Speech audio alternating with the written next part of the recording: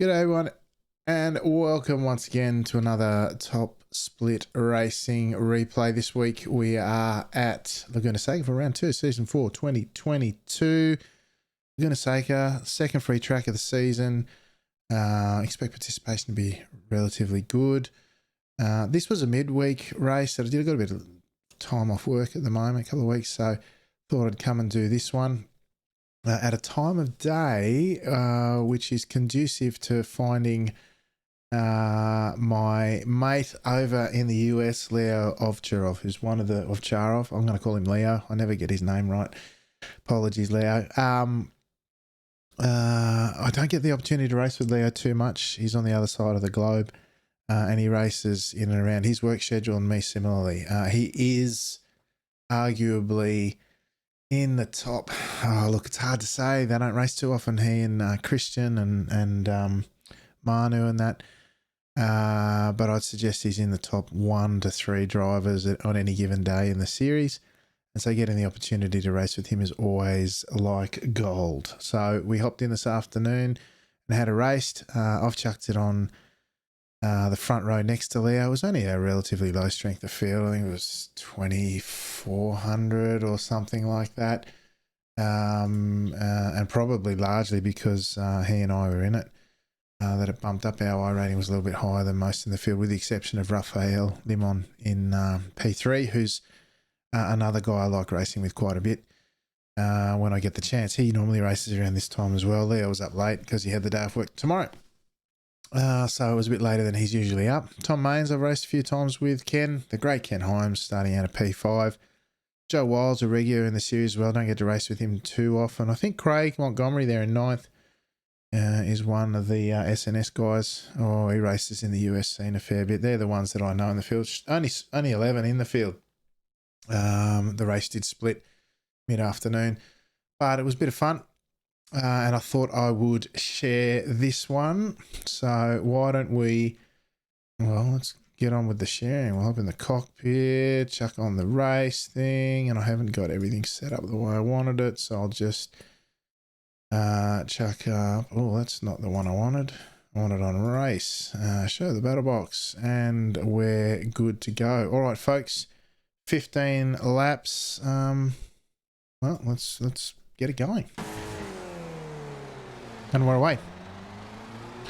So coming into a race like this, the key thing for me is I'm playing a game, really.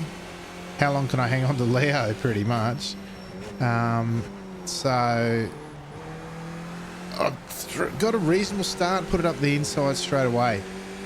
One of my strategies of staying with Leo, and I know he'll watch this, so I guess the secret's out, is I guess while I'm around him, I've got to try and make him do stuff other than just drive his lines, because his lines and his ability and his speed on his own is pretty much unparalleled, and certainly leagues ahead of mine. I was within 3/10 of him in quali, which at a track like this for me was a real achievement. So I showed my intent early by showing the nose at turn 1 and getting side by side, because I know full well if Leo's just left to run his lines, he'll literally just drive away from me. He did it to me last week at Scuba, actually, in a race that I got to do with him there. I think I lasted 9 laps out of the 23, and even that was somewhat of a small victory in some senses, able to hang on for that long. So the strategy in this one was, again, to hang on as long as I could, and if there was any opportunity to disrupt him. Now, that's not to discount people like Tom and Raphael behind us, but I really only had eyes for Leo. You can see I've sneakily just, and you could hear me lift there just in case Leo didn't fully open the door. Because I wasn't alongside, he was entitled to move back to the left, which he didn't cover off, and I got the move done into turn 1.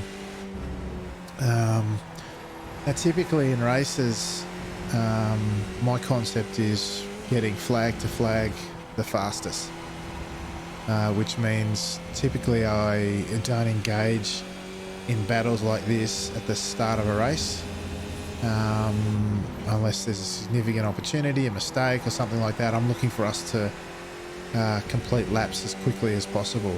So this side-by-side kind of stuff, and this is kind of evident here. Typically I'd give that up, and Leo's offline, and therefore I could get a little sneaky over-under happening.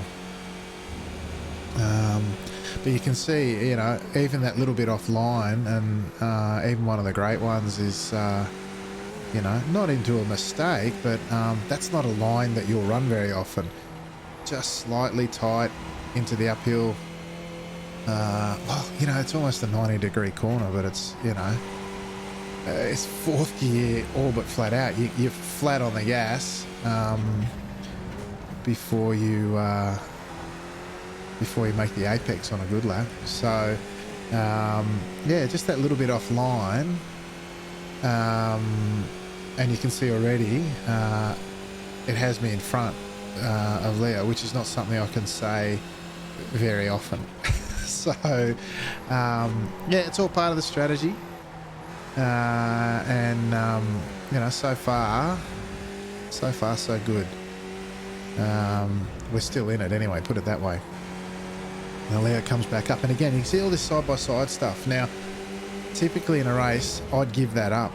Normally, you know, 9 times out of 10 I would give that corner up and let him go, but and take the racing line, because you can see straight away I even though I was sort of 2.5 tenths behind Leo on the quality, Raphael behind us, who's on our tail here, good quality driver, but he was the second office in quality. Now that could mean anything, and again side by side through the uphill turn 6, which is, you know, a thrilling corner on the best of times, right? Let alone side by side as lap traffic gets out of the way. Very helpful. I did pass a thank you over the radio. Lap 3 and we're on lap traffic already. Anyway,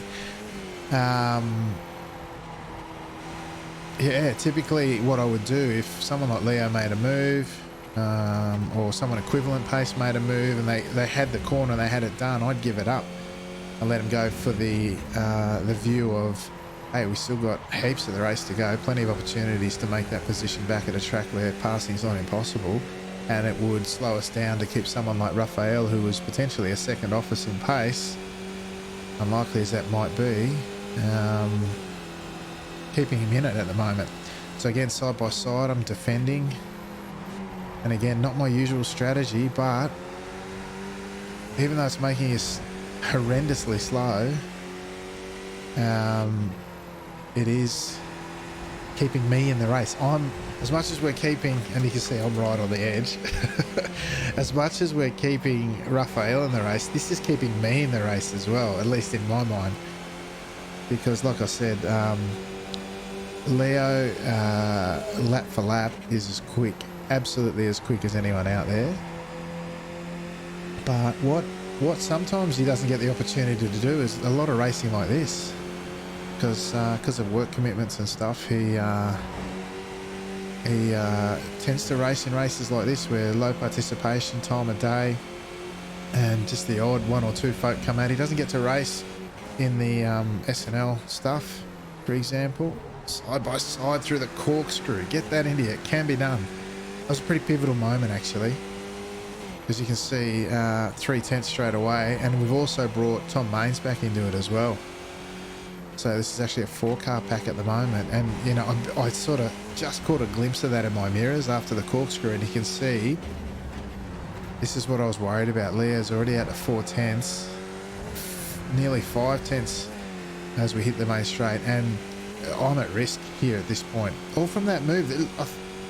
We've been side by side so much already, but it's just like, I don't know, maybe Leo decided that the tyres were up and it was time to go, or whatever. But you know, as I was saying, the difference, I guess, in the time that I'm able to race is there's usually, you know, there might be 2, 3, 4 guys that are right up there in pace to test yourself against. Leo doesn't always get that. He might get 1 or 2. So, but he's, you know, like I said, lap for lap, so quick. At least in my mind, you know, he has SNS, Sunday night skippies that he races in and gets some good battles there. But in my mind, I couldn't just let him lap I had to put him off lines and just try and mix it up a bit if I could. But there's a problem with that strategy. He's half a second up the road, and I don't know, a few races that I've done with Leo before, if you're over half a second and not closing, because the draft is really just a whisper at that distance, it's just a matter of time before they're gone. And you can see he was really good through the corkscrew, and through here he had my number, particularly through this penultimate corner here at turn 10. I'm not as brave as some on the entry there, and I don't open up the corner as much, and it costs me some time. So I was making a little bit on him in the final corner, but that was, I think, probably because I was more on the edge than he was. I was really pushing it. But you can see that's our first full lap that we've done without battling, and we've gapped P3, Raphael and P3. But I'm not even looking at that at the moment. At the moment, I've only got eyes for the blue and yellow car in front. I'm trying desperately to hang on. I'd love to be in the mix with him and keep battling like that, because as it stands like this, so it was 4.5 tenths sort of initially. Now it's 5.5 tenths, and I'm literally on the bubble, and I'm catching myself from overdriving it. I'm really trying to stay disciplined, because I need to do everything, even with this sort of, mediocre draft. It's not the best draft and it's not the worst draft. We're kind of in the middle there, and it's really everything I can do just to hang on. And hanging on is what I'm doing.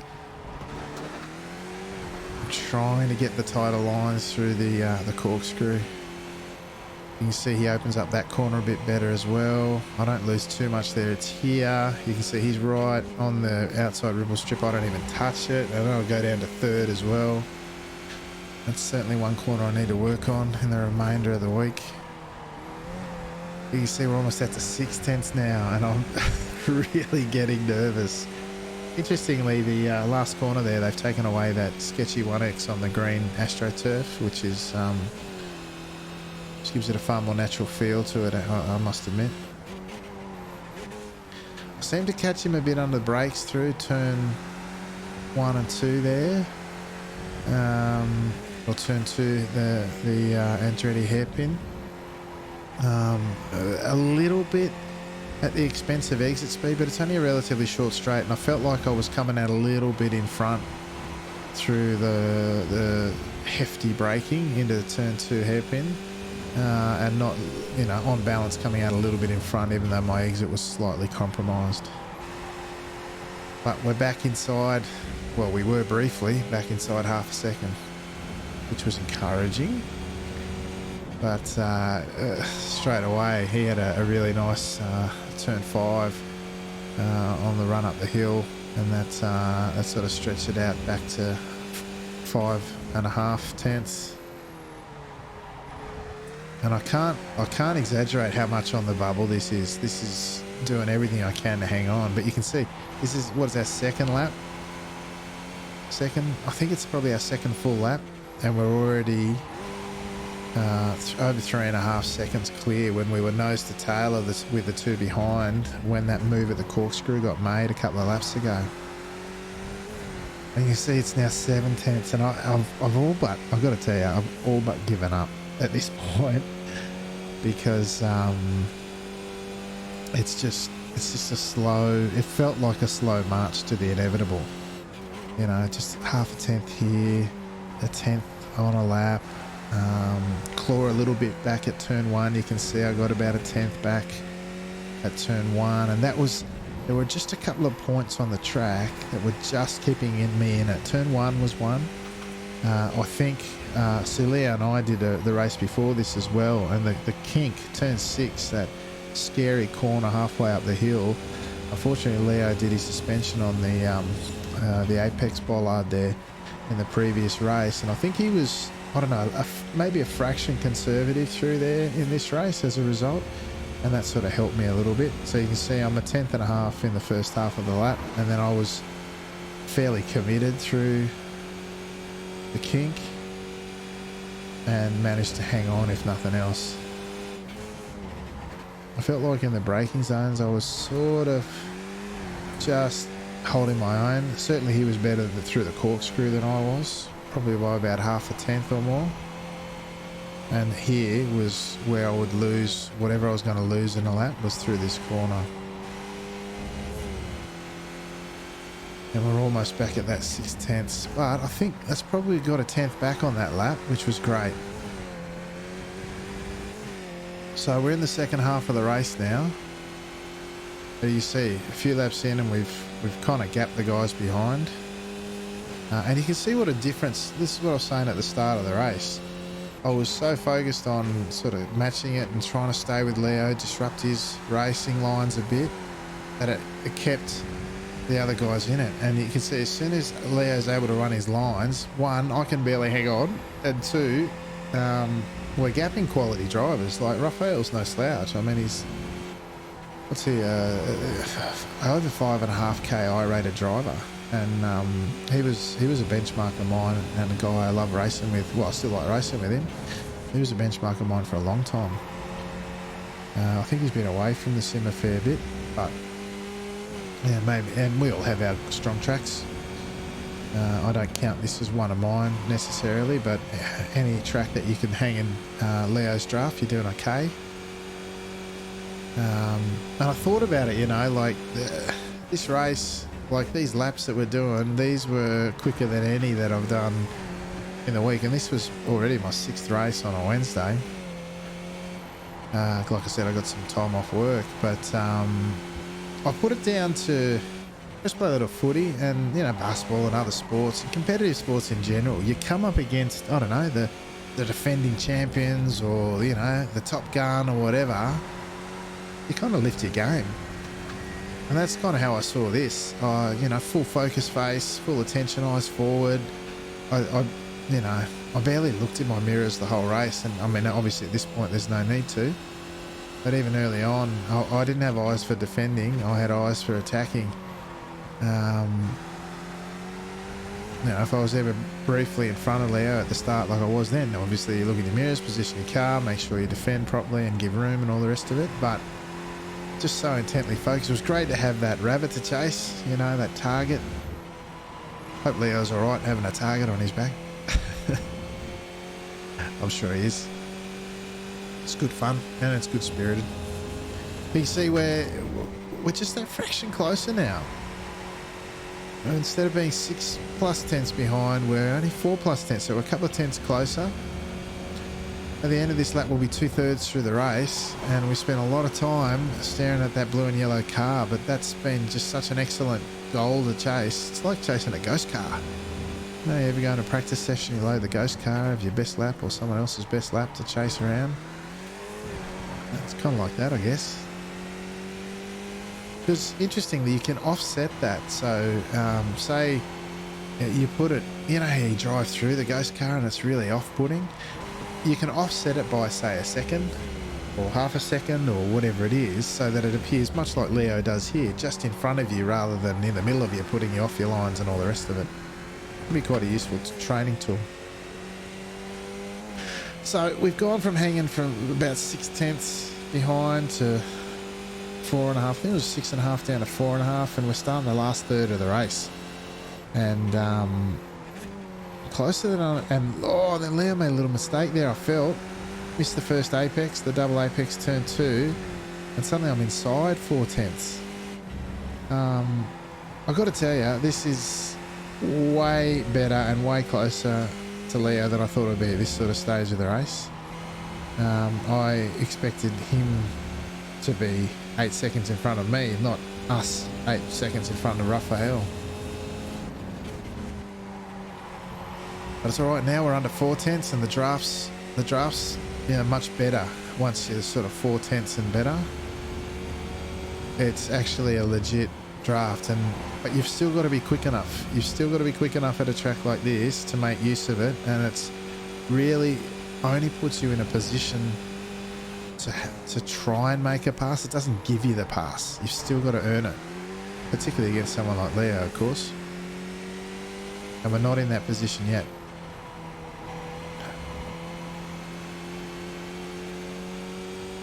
So here we go.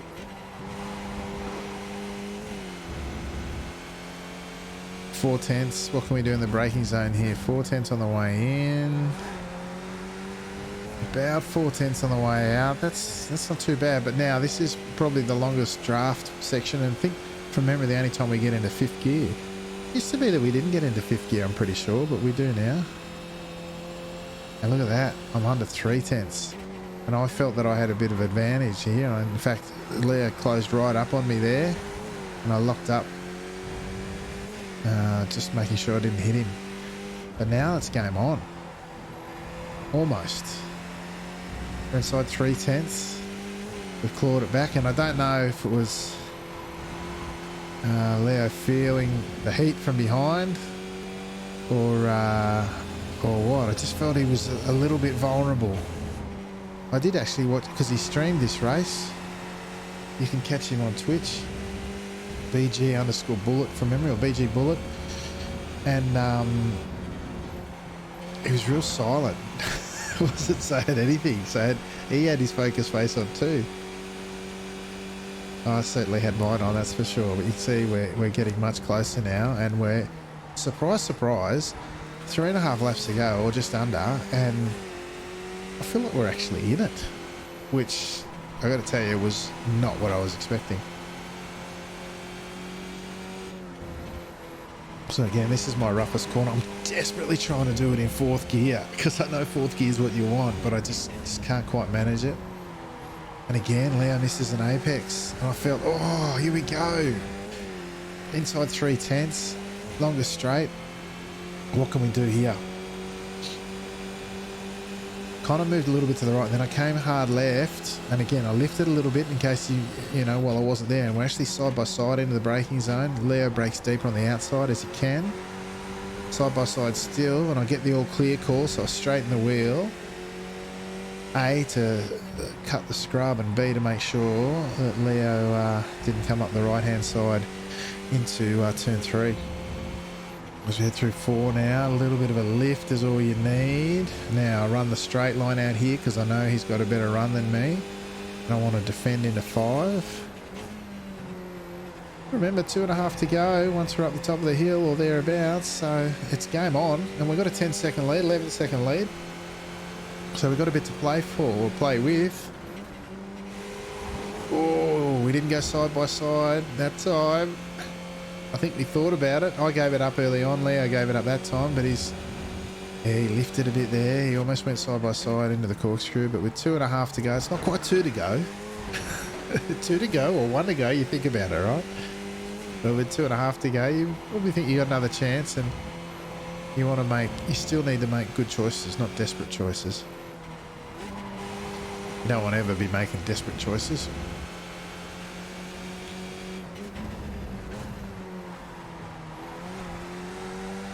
And I felt like I was getting good driving. You see, you can drive all over there, no 1X, which I feel like is, like I said, a much more natural lift, not a little bit more bumpy. So Leo's been leaving the door open. I was not going to leave the door open, and I was preferring the inside line. It's much shorter, and it's actually more akin to how I take the corner anyway. Although that little second lift there, I got on the gas nice and early, had to do the little lift to rotate. This time he's up the inside at turn 3. I'll leave plenty of room. Take the 1X just to be sure. Side by side through 4. I made sure, I was able to make sure he didn't get the clear call, so I've got the inside at 5. Still side by side we go. What does it look like with 2 laps to go? On the gas early, leave plenty of room on the outside for Leo. See that line on the right hand tyre? I'm trying to run on that. Don't normally go down to 3rd, but we do this time. 2 by 2 through the kink. Get that into ya. Can't do that every day of the week. And we're swapping positions up the straight, side by side into the corkscrew as well. Yes, please. Oh, I did give it up to him there though. And I was immediately worried because that's how he got away last time, and I don't have the time to play with. It took me half a dozen laps to catch him. Now I've got 1.5, less than 1 lap.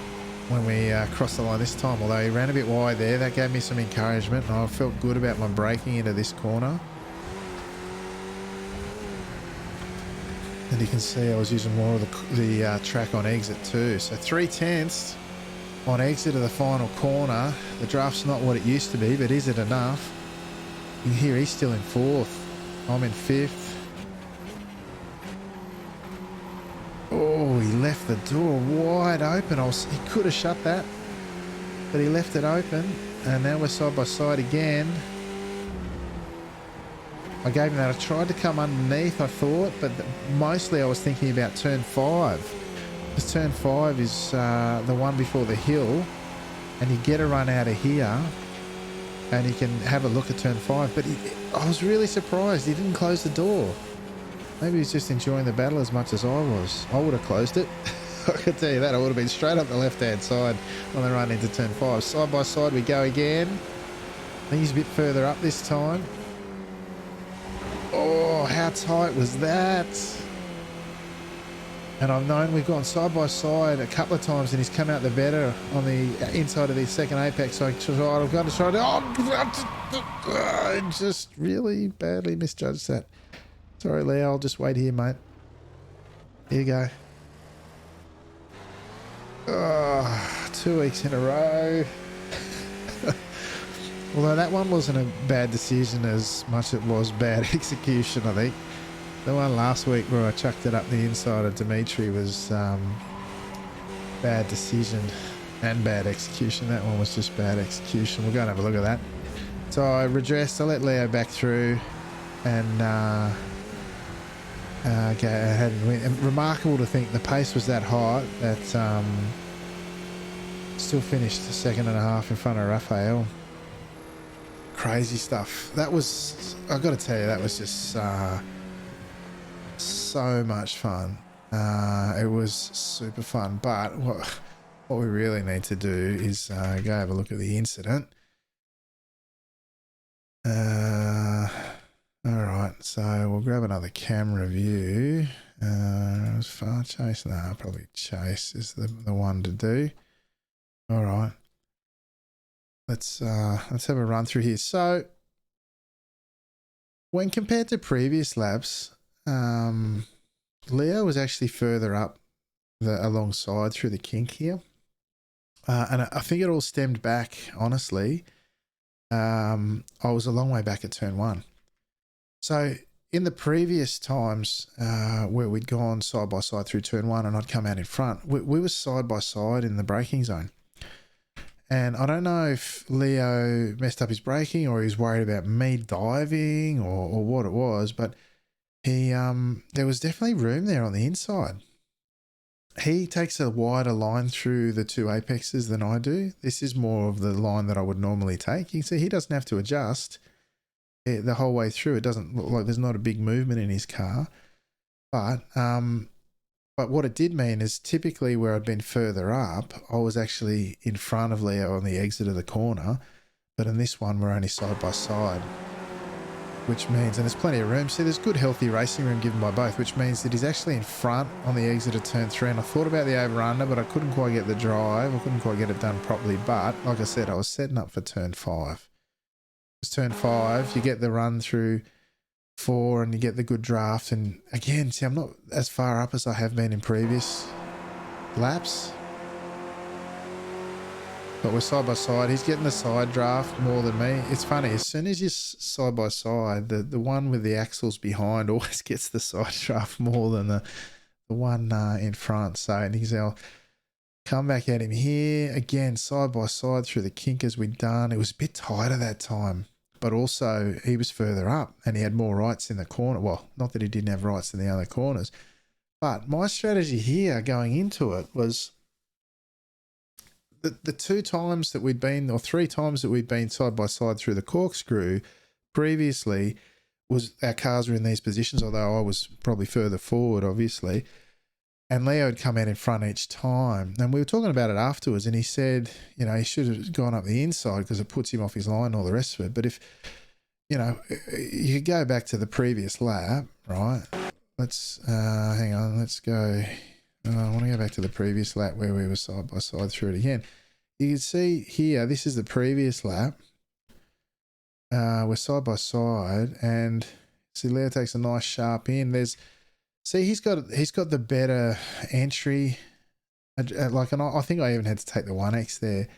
There's racing room there, but if I don't rotate and slow down like that, like I could be further over to the right, but it really tightens up the angle where I am, and to get that rotation that I need cost me too much, and Leo's got the run through, right? So fast forward to the final time through, and we're in the same position, and I wasn't there. I wasn't as far up. And what I was actually thinking about here is I can't get him in the corkscrew, so I'll need to try and get him into the final corner where I thought I had the braking. So I really needed to focus on getting good lines and good exits, even though I knew I was a bit weaker through the second last corner. But there's a golden rule that, as you remember, Mr. Ian Bevan used to say, when there's a car in front of you, the number of cars in front of you in a train, you should leave an extra car length per car. Now, I think it's probably about half a car length in terms of your braking reference, right? And I don't know. I don't know what I did. Whatever it was, I just didn't hit it. And what I did hit though was Leo in front. You see, he's tight, so he's probably going to brake a bit earlier than he would normally. But let's see, what are my inputs doing? Let's just not that one. Let's just take a look at my inputs. And where am I? Yeah, so, see, that's the thing. That's about where I'd lift normally, and you can't lift normally there for two reasons. One, because you got a car in front, you need to leave at least half, if not a full car length earlier from your standard braking reference. And two, Leo's gone in on a compromised line. It's going to be slower anyway. So there's two reasons there why you would be slower. But what happens instead was this.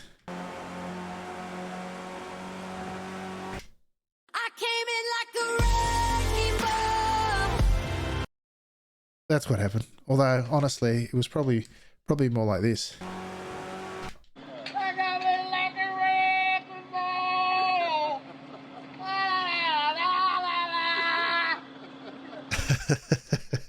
Maybe something more like that, eh? Wasn't really my best moment, but look, I'm a big believer in these races, and you show your good bits and your bad bits, and you work it through and you try and learn from it. So what I learned from there was, you got to remember that braking zone stuff. You got to, just make better adjustments. And look, full credit to Leo. You can see obviously I waited. For me, the positions didn't matter other than that he needed to finish in front of me after that. Look, you can see that it didn't matter though. We both had smiles on our faces. The race result was probably as it was going to be in the end anyway. But look, ton of fun. That was one of the most enjoyable races I've had in a long time. So thanks to Leo, and thanks for making that a ton of fun, mate. It's always good racing with you, and always a pleasure. Let's go back to there. Oh, it's got a Sunday Night Lights thing on it. Yeah. That tells you what's going on, doesn't it? Anyway, we'll leave that in the background while we take a look at the race results. There we go. Might hit the right button. So Leo Ovtcharov got the win by 1.1 seconds, although, he could have thrown a handkerchief over us all race, which I was pretty pleased with, actually. And if I took nothing away from that race, it was a fair bit of confidence that, under the right circumstances and the right amount of attention and focus, I could sort of hang there. I don't think I was ever going to trouble him as much as I did on the day. I don't know if I could ever do it again, but it was great while it lasted. I grabbed second, Raphael in third there, just 3 seconds off the win in the end. And then Tom and folks behind. Only couple of people went through the pits by the looks, bottom three. But look, for a midweek, low soft race. That was pretty cool. Now, as you know, we are going through our season doing some stuff. Let's have a look at the results of the race. 2400 soft. Excuse me. Leo got 21 I rating and I got 8 for finishing second as car 1 and 2. Oh, it's the nature of the beast. And to think that those the races that Leo does day in, day out, like he wins 9 out of 10 of them, I think. But you look at his I rating, it's 7,500 at 20 points a win. That's a grind. That's a lot of races. And, you know, you got to win all of them at that point. Anyway, we're instead of tracking the points this season, we're just keeping an eye on how we're traveling on the little special spreadsheet now that iPitting's gone. We're up to week 2. We did end up doing 11 races last week, and it was a great start to the week, all green in terms of results. Had 6 wins and every race was a podium. Come to week 2, we had a disastrous start. I was involved in 2 separate incidents that weren't of my own making in the first race, and the second race I just probably carried too much angst from the previous one, and just didn't drive very well. No accidents or anything, just other than myself taking myself out. And I finished 4th in the end with some quick guys around me. And then a bunch of races today, or 3 last night and 3 again today. And then the last one was with Leo then. Anyway, so we got a little goal trying to hit 7K. We're 10 down for the week so far, but there's more racing left. It's only Wednesday, and we'll see how we go. It's only, a bit of a giggly one. We're not too worried about it, but it's nice to sort of track your season overall and see how you're going. Anyway, folks, that'll about do it. Thanks for hanging around. It's been a bit of fun. And certainly a race that I enjoyed tremendously. So check us out on the Top Split YouTube, of course. This is where you found this one, and you'll find the SNL replays and all the rest of it as we travel along. If you check us out on Twitch, on the Top Split TV Twitch channel, we'll be there sometimes when I'm racing, but more often than not on a Sunday night for the Sunday Night Lights broadcast. Seriously the best skippy action around. Go check it out. Last week's race at Scuba was amazing. Discord community is where you'll find all the SNL stuff. Go check that out as well. All the race results. I've got to do the race results for this week. Anyway, we'll get on to that. And of course, if you want, just check us out on Twitter. I'll post stuff up there, about the races and all the rest of it from time to time. But otherwise, folks, thank you very much for joining us. It's been good to get some feedback on these races from folks in the comments and that. Tell me how much of a bonehead I was 2 weeks in a row. Thankfully, in 2 weeks, it's only been 2 mistakes. That one could have been way more costly than the previous one, but thankfully it wasn't. But they're all things to learn from. Anyway, folks, thank you very much for joining us. I'm Alex McKellar, and until next time, ciao for now.